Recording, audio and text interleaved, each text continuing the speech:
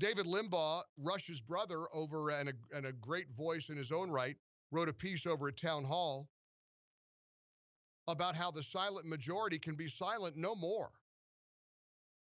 It has been one body blow after another to the nation we love this year. First, there was the coronavirus, he writes, and we thought, how can this get any worse?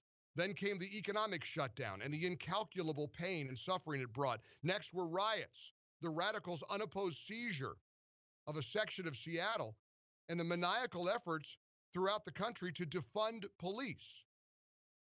Now a series of rulings from the, quote, conservative, unquote, Supreme Court are wreaking havoc on the Constitution and the rule of law. The left has been at war with America as founded for decades, he writes, and it has made great progress in transforming our culture and our institutions. Leftists are activism-oriented and relentless. They pursue their goals 24/7, exhausting their less activist and less calculating opponents. They advance their agenda by sheer attrition, David writes. But a more important factor in the left's success is the depressing naivete of too many conservatives about its ultimate aims. If you underestimate the extremism and determination of your opponents, how can you ever counter them, he asks. The virus isn't red or blue, but the left immediately weaponized it against President Trump, their endless efforts to remove him having failed. From the beginning of the scourge, it was obvious they were more interested in demonizing Trump than in defeating the virus. Though Trump and virtually all of America condemned the senseless killing of George Floyd, the extreme left seized the moment not merely to protest officer misconduct, but to condemn the nation for systemic racism, white privilege, and white supremacy. Leftist activists converted the protests into riots, looting, violence. Democrat leaders refused to condemn it. Instead, they fanned the flames lit by the organized mob. They've joined the movement to topple monuments and erase all other unpleasant aspects of American history as if they never occurred.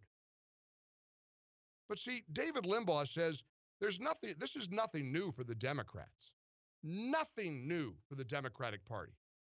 It was shocking that its key figures dared to publicly support some of the certifiably insane provisions of the Green New Deal. It was surreal that some of their leading presidential candidates openly supported the abolition of the U.S. Immigration and Customs Enforcement. But the widespread move to defund the police now takes the insanity to French Revolution crazy levels. How can parents not fear for their children's future? How can an entire political party give itself over to a lawless mob? How can it condone the systemic suppression of political speech by Hollywood, the corporate left, and social media giants? Do rank and file liberals want to live in a country whose culture destroys people who won't toe the leftist line? Ironically, it'll only be a matter of time before the mob they legitimize will turn on them. I mean, examples abound. Ask actor Mark Duplass, author J.K. Rowling, how can anybody be blind to this fascism?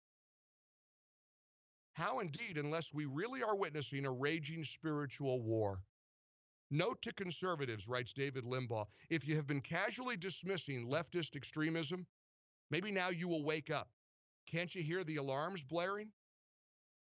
Too many on the right also mistakenly believe that this democratic frenzy and leftist unrest is all based primarily on their contempt for President Donald Trump. He has made them crazy, and they'll do anything to get rid of him. Then everything will return to normal. Yes, he makes them crazier, more desperate, and more unreasonable, mainly because he fights them, hammer and tongs. But he didn't make them leftists, and leftists don't need any prompting to unleash their hell on America. It stands for everything they hate. With or without Trump, their goals are the same. And without Trump, their chances of finally undoing America immeasurably increase. David Limbaugh concludes by saying, I begin this column saying we cannot afford to be discouraged. We just can't. But that doesn't mean we can afford to be blind to the gravity of the threats we face. Let's wake up and rededicate ourselves to preventing the destruction of America. Don't ever lose hope, he says. My bet is the silent majority is bigger than ever, and that we'll see that in November. Stay in the fight like your children's future depends on it, because it does. David's new book is called Guilty by Reason of Insanity, Why the Democrats Must Not Win. He's a writer, author, attorney, and of course, famous brother to a very famous radio host who continues to battle for his life with late-stage cancer.